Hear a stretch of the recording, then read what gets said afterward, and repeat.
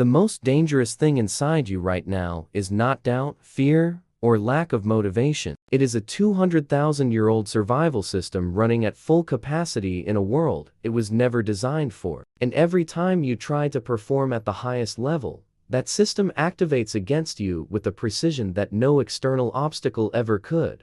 Why everything the success industry sold you is built on the wrong assumption. There is a $15 billion industry built on a premise that has never been questioned out loud, because questioning it would collapse the entire business model. The premise is this: that the human brain is a neutral instrument, waiting to be optimized by the right system, the right habits, the right morning routine. Install the correct software, the industry says, and the hardware cooperates. The neuroscience of 2025 says something else entirely. The hardware has its own agenda, and it predates every productivity framework, every discipline philosophy, and every self-mastery protocol ever designed by approximately 200,000 years. This is not a metaphor. It is a structural reality with measurable consequences. The brain your ancestors carried into the savannah was not built for long-term goal pursuit, delayed gratification, or the kind of complex abstract decision-making that high performance in the modern world requires. It was built for one thing: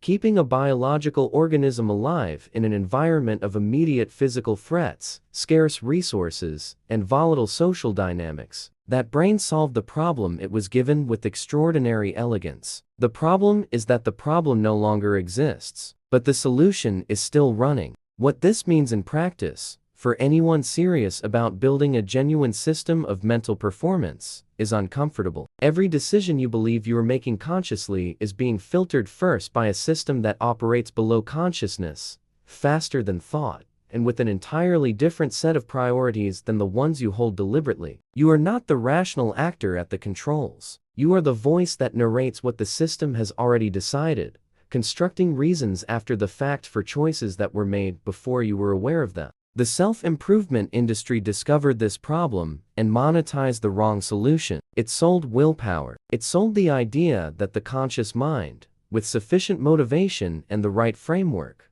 could override the deeper system permanently. But the research on what actually happens when high performers collapse under pressure tells a different story. It is never the system that breaks them. It is the assumption that the system could be overridden indefinitely by force of will. Elite military units do not train willpower. They train automatic response. Championship athletes do not perform on motivation. They perform on architecture. The distinction is the entire field. The warriors, philosophers, and strategists that shape the highest levels of human performance across every culture and every era did not succeed by fighting their own wiring. They succeeded by understanding it well enough to redesign it. The question is what that redesign actually looks like from the inside, and why almost nobody in the modern performance conversation is telling you about it. If this kind of investigation is what you're looking for, the subscribe button keeps the next one in your feed. What your brain is actually doing when you think you are deciding. The moment you walk into a high-stakes situation, your brain is already several steps ahead of you, not in the direction you want, in the direction it was built for. And the gap between where it is going and where you need to go is the precise measurement of what most people experience as self-sabotage, but is actually something far more systematic and far more explainable than that word implies. Cognitive biases are not personality flaws. They are not signs of weakness, low intelligence, or insufficient motivation. They are engineering solutions to problems that existed for 200,000 years and stopped existing about 200 years ago. The availability heuristic, which causes you to overweight recent and vivid information when making decisions, was a survival mechanism in an environment where recent and vivid information was the most reliable predictor of immediate threat. The confirmation bias, which causes you to seek evidence that supports existing beliefs and discount evidence that challenges them, was a social survival tool in tribal structures where deviation from group consensus carried real mortal risk. These are not bugs. They were features. The environment changed. The features did not. Here is the mechanism that hits the hardest in any serious conversation about elite mindset development.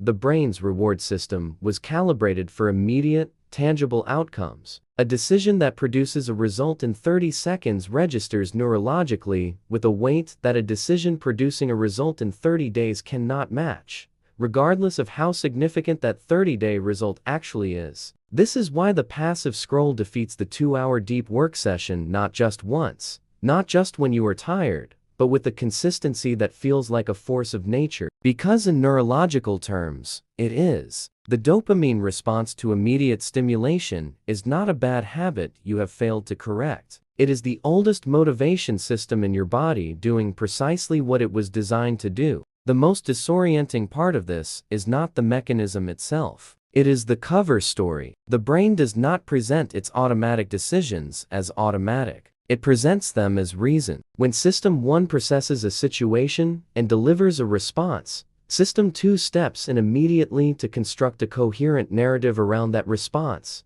a narrative that feels like deliberation, like logic, like conscious choice. You experience yourself as thinking when you are, in most cases, narrating. The distinction between those two things is the entire foundation of what separates how elite performers think differently from how everyone else operates. The ancient practitioners who built the most durable systems of mental performance knew this. They did not have the language of cognitive science, but their systems were designed, with remarkable precision, around the exact moments where automatic processing takes over and rational deliberation exits. What they built is only now being explained by the science, but the explanation was never what made it work. Drop a comment below. Have you ever watched yourself make a decision you knew was wrong, in real time, and felt genuinely unable to stop it? What happened in that moment is exactly what the next section is going to map.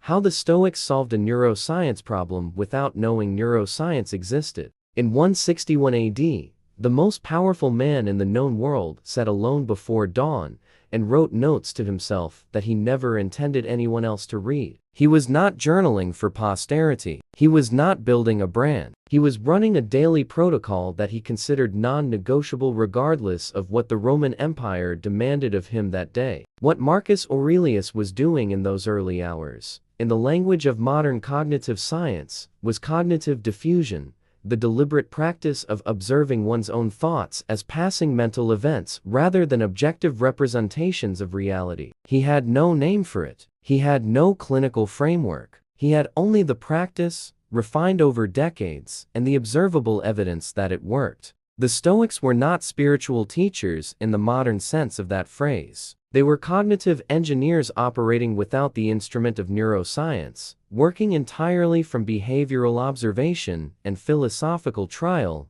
and elimination over centuries. The practices they developed and transmitted across generations map onto the most effective interventions that modern research has identified for managing the exact cognitive mechanisms that undermine high performance under pressure. The morning reflection protocol addresses the confirmation bias by forcing deliberate examination of assumptions before the day's inputs can reinforce them. The negative visualization practice, which Stoics called premeditatio malorum, desensitizes the threat response system to anticipated adverse outcomes, reducing the cognitive load that fear of failure places on decision-making in real time. The evening review disciplines what researchers now call metacognitive monitoring, the capacity to observe the quality of one's own thinking rather than only its content. They arrived at these solutions not because they were smarter than modern researchers. They arrived because they had centuries of data and the ruthless selection pressure of actual consequence. Practices that did not produce measurable results in the performance of real decisions under real conditions did not survive. The ones that survived did so because they worked. And the reason they worked, which the Stoics could not have articulated in 161 AD, is that they operated directly on the automatic processing systems that modern neuroscience has only recently been able to map with precision. The samurai tradition offers a parallel that is less well known, but equally precise. The pre-combat ritual of the Japanese warrior class was not ceremonial decoration. It was a systematic protocol for shifting the nervous system from threat alert mode to what modern performance psychology would recognize as a high focus, low anxiety state. exactly the neurological configuration that produces peak physical and cognitive performance under pressure. They did not know why the ritual worked at the level of neurotransmitters and cortisol regulation. They knew it worked because the ones who performed it consistently survived longer and performed better than the ones who did not. The science is only now developing the language to explain what practice discovered first. And the most important implication of that gap is not historical, it is operational. If they solved the problem before the science existed to explain the solution, what does that suggest about the sophistication of the problem itself? If what you're finding here is worth your time, the like tells the algorithm to put this in front of someone else who needs it. The real reason elite performers have always existed in every era of history. There is a question that the entire narrative of cognitive bias and evolutionary mismatch raises, and it is the question that most people never ask because the implications are too uncomfortable to sit with. If the brain is genuinely wired against the kind of performance that modern success requires, if the automatic systems are running against you by default, if willpower is a finite resource that collapses under the exact conditions when it is most needed, then why have elite performers existed in every era, every culture, and every field of human endeavor throughout recorded history? The answer is not that those individuals were neurologically different. The research does not support that. Elite performers across domains, from military commanders to scientific geniuses to master strategists, show the same cognitive architecture as everyone else. The same biases, the same automatic processing patterns, the same vulnerability to decision fatigue under sustained pressure. What they possessed was not a different brain. What they possessed was a different relationship to the architecture of the brain they had. The most precise way to understand this distinction is through what researchers studying peak performance have consistently identified as the separating variable: not discipline, not motivation, not willpower, but environment design. The individuals who perform at the absolute highest level across sustained periods are not the ones who try hardest to override their automatic systems. They are the ones who have built environments, rituals, and structural conditions in which the automatic system executes the behaviors they want, without requiring the sustained conscious effort that inevitably depletes. They did not become more disciplined. They made discipline unnecessary. This is the reversal that the self-mastery conversation consistently avoids because it undermines the product. If the solution is not trying harder but designing smarter, then the industry built on selling you new ways to try harder has a structural problem. The Roman general who maintained strategic clarity under conditions that broke every subordinate around him did not do it through superior willpower. He did it through a pre-decision architecture that removed the cognitive variables that willpower would otherwise have to manage. The chess grandmaster who sustains precision thinking through 6 hours of competition does not do it by concentrating more intensely than the player across the board. He does it through years of pattern encoding that makes the correct move feel obvious rather than calculated. The highest form of mental performance has never been about the struggle. It has always been about the system that eliminates the need for struggle at the level where struggle is most costly. And the moment you understand that distinction at the level of architecture rather than inspiration, the question changes entirely. You stop asking how to become more disciplined. You start asking what would have to be true about your environment for the behavior you want to be the behavior of least resistance. That question, asked seriously and answered precisely, is the beginning of something that willpower has never been able to build. What if the most dangerous version of this problem is the one you haven't seen yet? Everything examined in this investigation points to a conclusion that most of the high-performance conversation is not ready to address directly. The cognitive architecture that was already working against you in a world of ordinary distraction has found, in the last decade,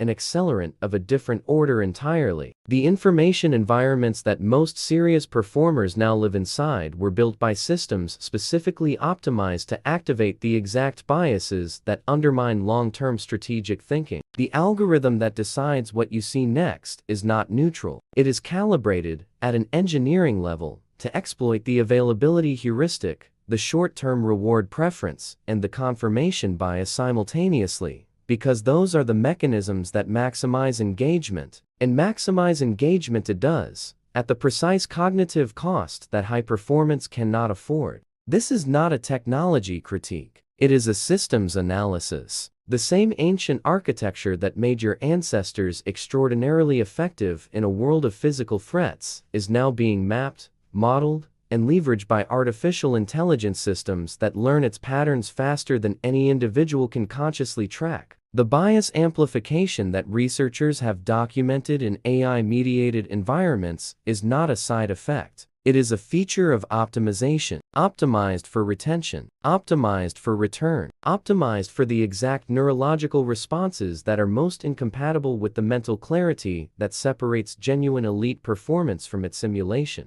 The people who will navigate this environment most effectively in the years ahead are not the ones who will be most disciplined in the traditional sense of that word. They will be the ones who understand the mechanism well enough to design around it. The ancient frameworks that survived centuries of real-world selection pressure are not relics. They are the most rigorously tested cognitive engineering systems that exist. The Stoic morning protocol, the pre-performance ritual of the Japanese warrior tradition, the deliberate reflection practices of the most effective military and philosophical minds across recorded history, all of them were designed, through practice rather than theory, to do the same thing, to create structural conditions in which the automatic system executes the behavior that strategic intention requires, without depending on the conscious effort that the modern environment is specifically calibrated to exhaust. The psychology of high achievement has never been about the heroic individual overcoming the obstacles in front of them. It has always been about the ones who understood what the obstacles actually were,